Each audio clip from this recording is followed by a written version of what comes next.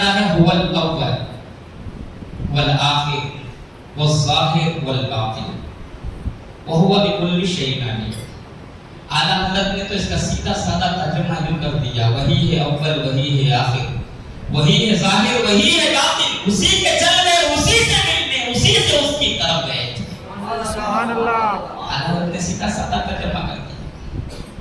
اللہ کی صفت اول ہے نا، وہ ہمیشہ سے ہے، اس کو کسی نے نہیں بنایا، اس کو کسی نے نہیں بنایا. ایک صفت وہ ہے ہمیشہ سے. دوسری صفت ہے اللہ تعالیٰ کی، وہ ہمیشہ رہے گا، ہمیشہ رہے گا. کوئی کائنات فنا ہو جائے گی، کل من علیہا فان، سب ختم ہو جائیں گے، صرف ذات باری تعالیٰ ہی باقی رہے. دوسری صفت ہو گئی. اب تیسری صفت ہے ظاہر. اللہ رب العزت اپنے باتوں پر ظاہر ہے اور اپنے باتوں پر باطن بھی ہے، کیونکہ وہ ہمیشہ کا علم رکھنے والا ہے. یہ تین پوری پاک چیزیں ہو گئی. تو جو اللہ رب العالمین کی پاک صفات ہے نا، وہی پاک صفت کو شیخ شاہ عبدالحق محدث دہلوی رحمۃ اللہ تعالی علیہ، آپ 11ویں صدی ہجری کے مجدد ہیں. کون سی ہجری کے؟ 11ویں صدی ہجری کے مجدد ہیں. انہوں نے اپنی کتاب مدارج النبوت کے اندر فرماتے ہیں جیسے اللہ رب العزت کی وہ پانچ صفت ہیں، اول، آخر، ظاہر، باطن، یہ جو پورے چیزیں ہیں، وہو بکل شیء علیم، جو صفتیں ہیں وہ ساری صفتیں حضور میں اللہ نے جمع فرما دی. تو گویا حضور اول بھی ہیں، حضور آخر بھی ہیں، حضور ظاہر بھی ہیں، حضور باطن بھی ہیں. وہو بکل شیء علیم کا مطلب یہ کہ وہ خدا بہتر جانتا ہے، کیونکہ اس کے علاوہ کوئی جاننے والا نہیں ہے. میرے پیارے آقا علیہ الصلوۃ والتسلیم کے پیارے دیوانوں، جبھی تو رب کائنات ایک ایک مقام پر کہتا ہے، اے محبوب یاد کرو وہ دن یاد کرو، اے محبوب وہ وقت یاد کرو، اے محبوب وہ دن یاد کرو. قرآن پڑھتے ہو تو قرآن سمجھنے کی بھی تو کوشش کرو. اللہ فرماتا ہے الم تر کیف فعل ربک باصحاب الفیل. ابھی حضور دنیا میں آئے نہیں ہیں، بلکہ اصحاب الفیل کا واقعہ وہ ایک زمانے میں ہوا تھا. ابراہیم کعبے کو گرانے کے لیے آیا تھا، لیکن رب اپنے محبوب سے کہہ رہا ہے الم تر کیف فعل ربک باصحاب الفیل. اے محبوب یاد کرو ان ہاتھیوں والوں کا کیا ہوا. اللہ اکبر. تو گویا معلوم ہوا، حضور کو معلوم ہے، میرے آقا فرماتے ہیں میں اول کو بھی دیکھ رہا ہوں، میں آخر کو بھی دیکھ رہا ہوں، میں ظاہر کو بھی دیکھ رہا ہوں، میں باطن کو بھی دیکھ رہا ہوں. گویا معلوم ہوا رب کی ربوبیت جہاں تک ہے وہاں تک مصطفیٰ کی مصطفیت ہے. تو گویا اول وہی ہے، آخر وہی ہے، ظاہر وہی ہے، باطن وہی ہے. اسی لیے رب کے علاوہ کوئی دوسرا جاننے والا نہیں ہے. جاننے والا خود رب کائنات ہے اور اس کی عطا سے میرے آقا جاننے والے. اول سے زیادہ ٹائم نہیں ہے، ایک واقعہ بتا دوں گا، بہت بڑا واقعہ ہے، بہت بڑا واقعہ ہے، مختصر میں انداز کروں. علماء کے نام کی بارگاہ رہتے ہیں، علماء کی صحبت کیا بننا. حضور اکرم صلی اللہ علیہ وسلم سے 1000 سال پہلے، کتنے سال پہلے؟ 1000 سال پہلے بادشاہ تھا. اس بادشاہ کا نام تبا حمیری اسعد. کیا نام تھا اس کا؟ تبا حمیری اسعد. یہ یمن میں رہتا تھا. کہاں رہتا تھا؟ یمن میں رہتا تھا. وہ ایک دن یمن سے مکے کی طرف نکلا. ہزاروں علماء کی فوج، حکماء کی فوج، ڈاکٹروں کی فوج لے کر کے وہ مکے کی طرف نکلا. جب مکے کی طرف نکلا تو راستے میں جس جگہ وہ پڑاؤ ڈالتا تھا، راستے میں جہاں پر رہتا تھا، جس ملک میں، جس شہر میں رہتا تھا، وہاں کا بادشاہ اس کے پاس آ کر قدم بوسی کرنا پڑتا تھا. اگر کوئی اس کا ادب احترام، اس کی تعظیم نہیں کرتا تو وہ ملک کو وہ تباہ کر دیتا تھا. وہ ملک کو کیا کرتا تھا؟ وہ برباد کر دیتا تھا. تو جس جگہ سے جہاں سے یہ گزرتا تھا، وہاں کے بادشاہ جو ہے تبا حمیری کی خدمت کرتے تھے، اس کی تعظیم کرتے تھے اور اس سے بہت بڑا علم حاصل کرتے تھے. اب وہ ایک دن چلتے ان تمام فوجوں کے ساتھ مکہ مکرمہ پہنچا. کہاں پہنچا؟ مکہ مکرمہ حضور سے 1000 سال پہلے. کتنے سال پہلے؟ ابھی حضور آئے نہیں ہے، حضور سے پہلے. کیونکہ حضور کا ذکر پہلے بھی ہوتا رہا ہے، کیونکہ ہر نبی نے میرے آقا کے آنے کی بشارت دی ہے، اور ہر نبی کا کلمہ میرے آقا کا کلمہ تھا. سمجھا رہے گا؟ ہر انبیاء کرام خواہش کرتے تھے، یہ تمنا کرتے تھے کہ اے اللہ تیرے آخری نبی کی امت میں ہمیں پیدا فرما. ان کی تمنا رہتی تھی، ان کی آرزو رہتی تھی. سمجھا رہے گا؟ تو وہ تباہ وہاں سے نکلا، مکہ مکرمہ پہنچا. اب مکہ مکرمہ میں کوئی بھی اس کی تعظیم کے واسطے نہیں آیا، کوئی اس کے پاس نہیں آیا، اسے جھانکنے تک کوئی نہیں آیا. تو اس نے وہاں کے لوگوں میں سے ایک شخص کو بلا کر کے پوچھا کہ بھائی میں یہاں اتنا بڑا بادشاہ آیا ہوں، کوئی میری تعظیم کیوں نہیں کرتا ہے، کوئی میری تعظیم کیوں نہیں بجا لاتا ہے، بلکہ یہاں کے لوگ میرے طرف کیوں نہیں آ رہے ہیں؟ تو اس نے کہا یہاں پر ایک گھر ہے، یہاں پر ایک گھر ہے، لوگ اس کی تعظیم کرتے ہیں، اس کے علاوہ کسی دوسرے کی تعظیم نہیں کرتے ہیں، بلکہ وہ گھر کی وجہ سے ہی گھر سے لوگ محبت کرتے ہیں اور اسی گھر کی تعظیم و تقریب بجا لاتے ہیں. وہ تیرے کیا تیرے باپ دادا بھی چلے آئے تو بھی یہ تیری تعریف کرنے تیری تعظیم کرنے کے لیے بالکل نہیں آئے. اب اس کے دل میں خواہش ہوئی، دل میں خواہش پیدا ہو گئی، بولا نہیں، دل میں خواہش. جب یہ لوگ میری تعظیم نہیں کریں گے، میرا ادب نہیں کریں گے، تو میں وہ گھر کو گرا دوں گا. کیا کروں گا؟ وہ گھر کو گرا دوں گا. خالی دل میں خواہش پیدا ہوئی، دل میں پیدا ہوئی. اب وہاں سے دل سے حرکت شروع ہوئی، سر میں اسے درد شروع ہوا. وہ درد ایسا ہوا کہ وہ درد کان میں بھی بڑھ گیا، وہ درد ایسا ہوا کہ ناک میں بھی درد شروع ہو گیا. ایسا درد ہونے لگا کہ اس درد کی وجہ سے اس کے ناک سے، اس کے کان سے، اس کے منہ سے گندا بدبودار پانی نکلنے لگا. اب وہ حیران ہو گیا، پریشان ہو گیا کہ میرے کو یہ کیا ہو رہا ہے، میرے اندر سے یہ بدبودار غلاظت والے پانی کیوں نکل رہی ہے.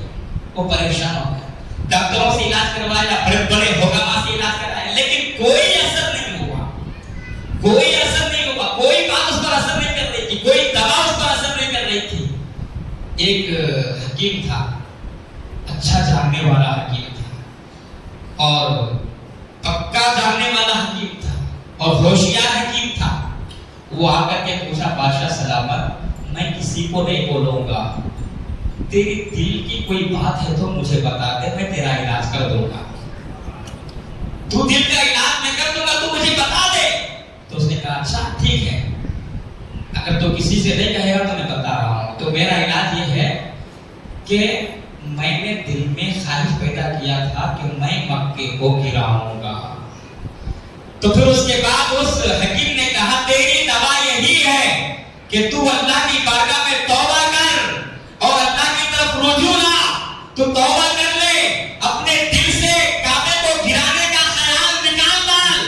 جب تک کہ تو یہ سب چیزوں کو نکال دے گا، خود بخود تیری بیماری ختم ہوتی چلی جائے گی. اب اس کے بعد وہ کعبۃ اللہ کے دروازے کے پاس پہنچا، وہاں جا کر کے توبہ کرنے لگا. اب مجھے بتاؤ اے عمرہ جانے والوں، اے حج کرنے والوں، مجھے یہ تو بتاؤ کعبۃ اللہ میں جا رہے ہو، وہاں دروازے کے پاس جا کر کے یہی تو کہتے ہو کہ پاک پروردگار عالم تیری دربار میں حاضر ہو، میرے گناہوں کی بخشش فرما، میری مغفرت فرما، یہی تو دعا کرتے ہیں. تو 1000 سال پہلے حضور کے آنے سے 1000 سال پہلے اس طلحہ حمیری نے توبہ کیا تھا، اللہ رب العزت نے اس کی توبہ کو مقبول فرمایا. پھر اس کے بعد جو ہے اب اس کا درد ختم ہو گیا، اس کا سب کچھ صحیح ہو گیا. جب وہ سب کچھ صحیح ہو گیا تو اس نے اسی وقت وہاں پر رہا. رہنے کے بعد وہاں کے لوگوں سے محبت ظاہر کیا. پھر اس کے بعد وہاں سے پلٹ کر مدینہ منورہ پہنچا. وہاں پہنچنے کے بعد اپنے سارے علماء کو اکٹھا کیا. اس میں 400 ایسے علماء تھے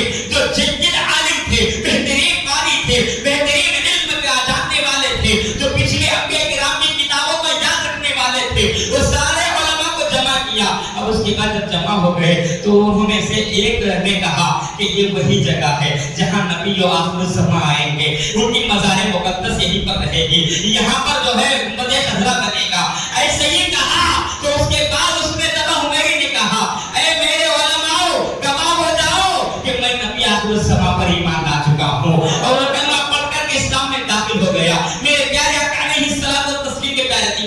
پھر اس کے بعد اس نے 400 علماء کو جمع کرنے کے بعد اس نے ایک بات کہی، وہ بات یہ تھی کہ سنو تم لوگ سب لوگ بیٹھے ہوئے ہو، میری ایک گفتگو ہے، اب میں یہاں نہیں رہ سکتا، میں یہاں سے یمن جا رہا ہوں، میرا ایک خط ہے، میں خط لکھ کر کے دوں گا، یہ خط کو حضور تک پہنچا دینا، یہ خط حضور تک پہنچ جانا چاہیے۔ پھر اس کے بعد جو ہے اس نے خط لکھا، خط لکھنے کے بعد وہ 400 علماء میں سے تو سب سے بڑے عالم تھے، اس عالم کے ہاتھ میں دیا، اور اس کے بعد اس نے کیا کیا، اس کے ساتھ 2000 علماء تھے، 400 علماء ہو گئے، اس نے وہاں اپنی لونڈیوں کو سب کو آزاد کر دیا، آزاد کرنے کے بعد اپنے لونڈیوں کا نکاح ان سارے علماء کے نام سے کر دیا، پھر اس کے بعد وہاں سارے مدینہ منورہ میں سب علماء کے نام کو گھریں بنا کر دی۔ اب مجھے ذرا اس طرف توجہ دیں، آپ نے کبھی علماء کا خیال کیا ہے؟ وہ تو اس زمانے کا بادشاہ تھا، اپنے علماء کا اتنا خاص خیال رکھتا تھا، لیکن آج ہم کس امام کے پیچھے پڑ رہے ہیں؟ میرے آقا تو فرماتے ہیں میرے امت کا امام، میرے امت کا عالم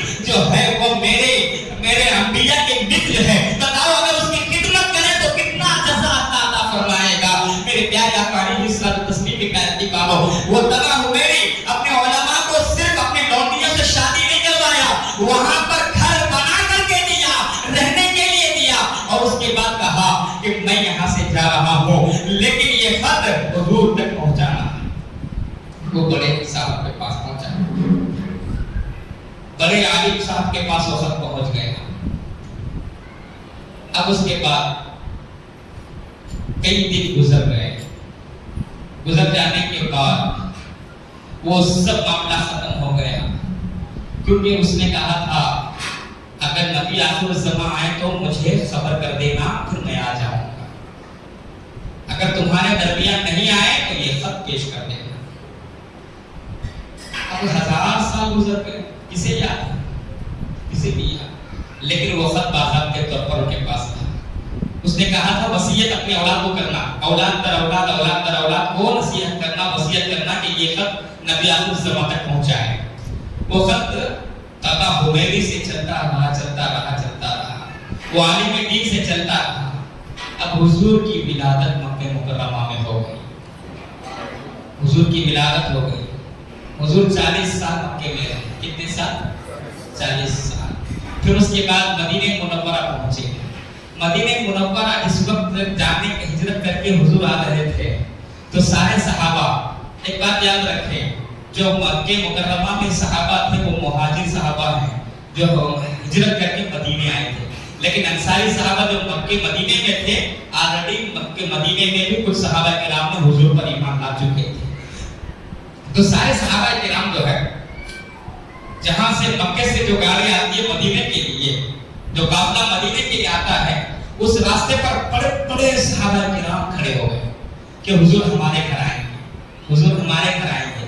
ہر کسی کی تمنا ہوتی ہے نا کہ حضور ہمارے گھر آئے، حضور ہمارے گھر آئے، ہر عاشق کی تمنا ہے، ہر عاشق کی میلاد منانے کی تمنا یہی ہے کہ حضور ہمارے گھر آئے۔ تو اسی طریقے سے مدینہ منورہ کے راستے پر بڑے بڑے صحابہ کرام کھڑے ہیں کہ حضور جیسے ہی مکے میں داخل ہو جائیں، مدینے میں داخل ہو جائیں، ویسے ہی ہم اپنے مکان پر حضور کو لے جائیں۔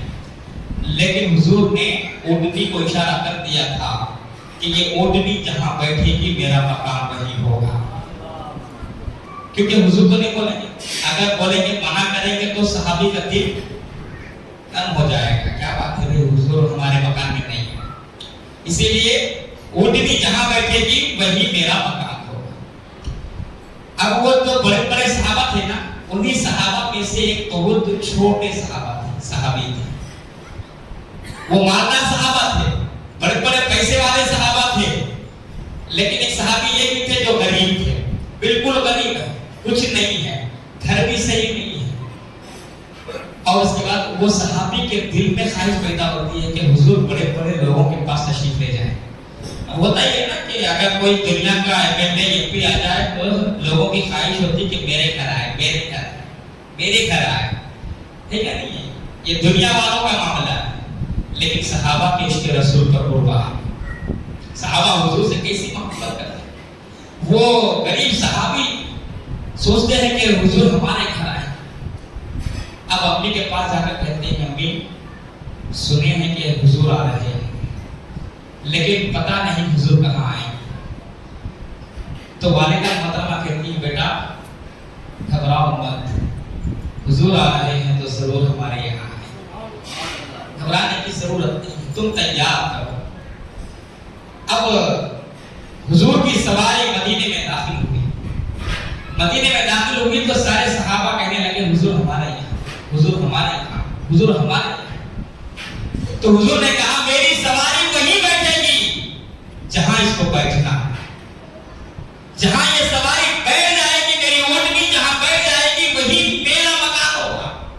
اب وہ اونٹنی چلتی رہی چلتی رہی چلتی رہی, پہنچی وہاں جسے دنیا حضرت ابو ایوب انصاری کے زمانے میں یاد کرتی ہے. حضرت ابو ایوب انصاری ایک صحابی کو یاد کرتی ہے. وہی صحابی ہے, وہی صحابی کے مکان کے پاس, دروازے کے پاس, یا تو روایت میں ہے کہ اس دہلیز پر جا کر کے گھٹنی بیٹھ گئی.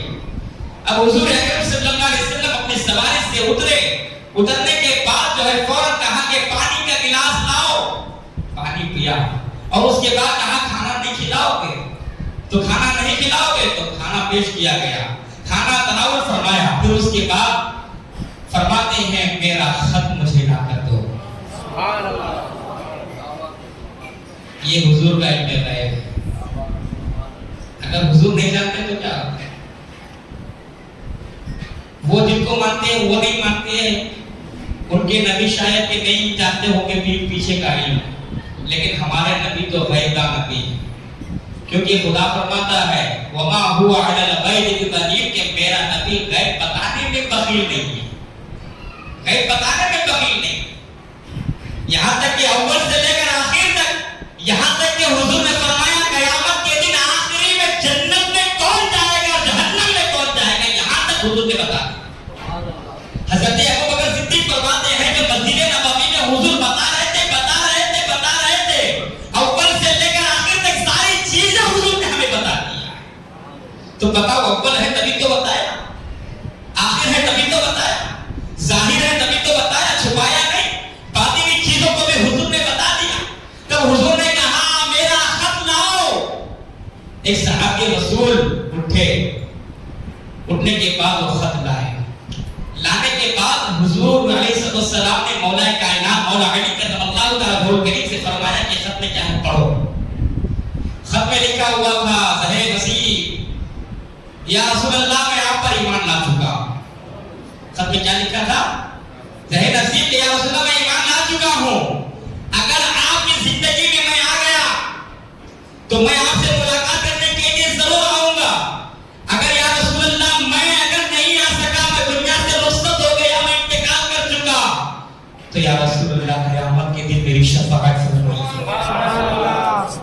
یا رسول اللہ میری شفاعت فرمائیے گا. اسی لیے تو اعلیٰ حضرت نے کہا جو نہ بھولا ہم غریبوں کو رضا, یاد اس کی اپنی عادت کیجیے. میرے پیارے آقا علیہ الصلوۃ والتسلیم کے پیارے دیوانوں, تو پھر حضور اکرم صلی اللہ علیہ وسلم مسکرائے. مسکرانے کے بعد فرمایا ضرور میں تیری شفاعت کروں گا. میرے پیارے آقا علیہ الصلوۃ والتسلیم کے پیارے دیوانوں, تو بتانے کا مقصد ہمارا یہ ہے کہ حضور اکرم صلی اللہ علیہ وسلم اول ہیں, اسی لیے کہ حضور کی ولادت سے پہلے حضور اکرم صلی اللہ علیہ وسلم نے اور 1000 سال پہلے کے مقام کو کیا تھا اس کو بھی بتا دیا. وہ بادشاہ کون تھا وہ بھی بتا دیا, اس کی خواہش کیا تھی وہ بھی بتا دیا. تو گویا معلوم ہوا میرے نبی غیب بھی بتاتے ہیں, میرے نبی سب کچھ بتاتے ہیں. اسی لیے کہ وہی ہے اول, وہی ہے آخر, وہی ہے ظاہر, وہی ہے باطن. اب شب معراج کی رات جب حضور علیہ السلام عرش معلیٰ پر پہنچے, یہاں تک کہ مقام پہنچے, ان کے پیٹ میں درد شروع ہو گیا. کہنے لگے وہاں تک تو کوئی جا ہی نہیں سکتا ہے. میں نے کہا حضور وہیں سے آئے تھے جہاں گئے تھے, اسی لیے کہ جہاں حضور گئے تھے وہیں سے آئے تھے. تو اسی لیے کہ قرآن پڑھتے ہو, قرآن مقدس سورہ مائدہ میں اللہ فرماتا ہے قد جاءکم من اللہ نور وکتاب مبین. مفسرین کی تفسیر اٹھا لو, کون سی تفسیر اٹھاؤ گے؟ تفسیر ابن کثیر اٹھاتے ہو, تفسیر رازی اٹھاتے ہو, تفسیر نعید وعلی یعنی رب المعانی اٹھاتے ہو. ہر تفسیر کے اندر یہی لکھا ہے نور سے مراد حضور اکرم صلی اللہ علیہ وسلم کی ذات مطہرہ ہے. اور صرف حضور نور نہیں تھے نہیں تھے, نور بدل دیتے تھے بھی, اسی لیے کہ نور الہی تھے, نور لوگوں کو دیا کرتے تھے. حدیث پاک ہے, دو صحابی حضور کی بارگاہ میں بیٹھے ہوئے تھے, باتیں کر رہے تھے. رات لمبی ہو گئی, رات بالکل لمبی ہو گئی. جب رات لمبی ہو گئی تو حضور صلی اللہ علیہ وسلم کی بارگاہ سے جب نکلنے لگے تو انہوں نے کہا یا رسول اللہ, لائٹ نہیں ہے بلکہ چلنے کا راستہ معلوم نہیں ہے. میرے آقا علیہ السلام نے کہا لاؤ تمہاری لکڑی عصا لاؤ. حضور نے عصا پکڑا اور اس کے بعد وہ صحابی کے ہاتھ میں دے دیا. فرمایا جاؤ, جانے کے بعد راستے میں چلے جاؤ. وہ صحابی فرماتے ہیں کہ جب میں اس لاٹھی کو دیکھتا وہ لاٹھی سے روشنی نکلتی رہتی, ہم اس روشنی سے چلتے چلے جاتے. اور اس کے بعد جب دونوں صحابی کے راستے الگ بدلنے لگے, وہ صحابی کے پاس بھی عصا تھا, انہوں نے بھی اس عصا سے مس کیا, ان کی لیگ بھی چمکنے لگی, ان کی لیگ بھی چمکنے لگی. فرمایا وہی نورانیت تھی جو نور مصطفیٰ میں چل رہے تھے, ہم ہدایت کے راستے پر چلتے رہے. اسی لیے کہ امام اہل سنت فرماتے ہیں کیا مہکتے ہیں مہکنے والے, وہ پہ چلتے ہیں بھٹکنے والے. اسی لیے کہ وہ پہ حضور صلی اللہ علیہ وسلم کی خوشبو مبارک پر صحابہ کرام حضور کو ڈھونڈ لیا کرتے تھے, تو گویا معلوم ہوا کہ حضور اکرم صلی اللہ علیہ وسلم کی نورانیت ہے اور حضور علیہ السلام اول ہے, آخر ہے, ظاہر ہے, باطن ہے. بس غلاموں یہاں سے پکارو یا رسول اللہ انظر عنا, یا حبیب اللہ استعمال لنا, اننی فی بحر حمل مغرق خذ یدنا سہل لنا اشعالنا. جیسے پکارو گے میرے آقا فرماتے ہیں میرا غلام یہاں جامعہ مسجد اسٹیشن روڈ سے درود پڑھ کر پہنچاتا ہے, میں اس کی آواز کو خود اپنے کانوں سے سنا کرتا ہوں. میرے پیارے آقا علیہ الصلوۃ والسلام کی بانو, یہی ہے نورانیت مصطفیٰ, یہی ہے اولیت مصطفیٰ. اے میلاد منانے والوں, میلاد بھی مناؤ, نور مصطفیٰ بھی مناؤ. یہ میلاد بھی مناؤ, گستاخ رسولوں کا پیکار کرو, اور یہ میلاد بھی مناؤ, غدار رسولوں سے اپنے آپ کو الگ رکھو. اس لیے ہمیں یہاں سے جانا رخصت ہونا ہے, اپنے عقیدے کی حفاظت کرنا ہے. بارہ خداوندی کی دعا ہے اے پروردگار عالم کہ سنت سے زیادہ مولا ہم سب کو عمل کرنے کی توفیق عطا فرمائے. الہ العالمین مولا تبارک و تعالی ہمیں تمام لوگوں کو مولا تیرے پیارے حضرت صلی اللہ علیہ وسلم کی پیاری سنتوں پر چلنے کی توفیق عطا فرمائے. جو کچھ کہا گیا ہے, جو کچھ سنا گیا ہے, پہلے سب سے پہلے مجھے اور بعد میں آپ تمام کو اس پر عمل کرنے کی توفیق عطا فرمائے. الہ العالمین اگر میری زبان سے کفر کا لفظ استغفر اللہ ربی من کل ذنب و خطیئۃ واتوب الیہ. واخر دعوانا الحمد للہ رب العالمین.